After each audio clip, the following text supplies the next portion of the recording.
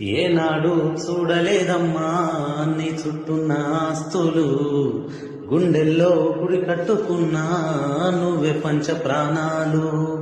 మనసులో బాధెంత ఉన్నా పైకి నవ్వుతున్నాను, మా అమ్మ సాక్షిగా నువ్వే అమ్మవైతవనుకున్నాను.